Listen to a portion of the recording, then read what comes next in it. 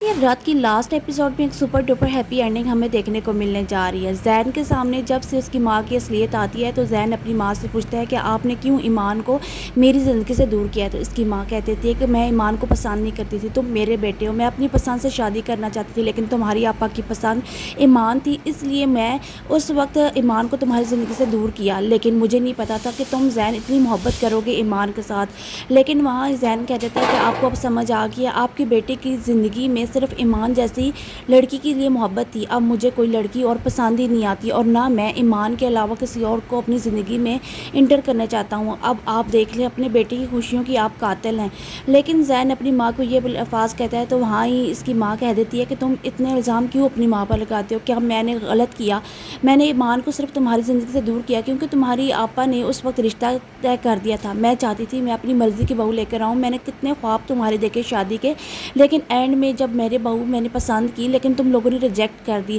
میری پسند کی ہوئی چیزوں کو ہمیشہ سے آپا ناپسند کرتی ہیں، یہ اس لیے میں نے اس کو سوچتے ہوئے ایمان کو تمہاری زندگی سے نکالا، اس کے لیے بیٹا تم مجھے معاف کر دو۔ زین کی ماں آخر زین سے معافی مانگتی ہے لیکن زین اپنی ماں کو معاف نہیں کرتا اور کہہ دیتا ہے کہ آپ نے میری زندگی برباد کر دی ہے۔ دوسری طرف ہمیں دیکھنے کو ملتا ہے کہ ایمان جب سلار کے پاس جاتی تو سلار کو بتاتی ہے کہ زین کو اصلیت کا پتہ چل چکا ہے، وہ جان چکا ہے کہ میں نے اس کے ساتھ صرف رشتہ نہیں توڑا بلکہ اس میں اس کی ماں کی اصلیت اس کے سامنے کھل چکی ہے، تو سلار کہہ دیتا ہے کہ اب میں زیادہ فکر مند ہو چکا ہوں کیونکہ اب تمہاری اصلیت اس کے سامنے کھل چکی ہے کہ تم آخر زین سے محبت کرتی ہو، لیکن اس میں تمہارا کوئی بھی قصور نہیں تھا، لیکن اب مجھے اس بات کی فکر ہے کہ کہیں تمہیں مجھ سے چھین کر نہ لے جائے۔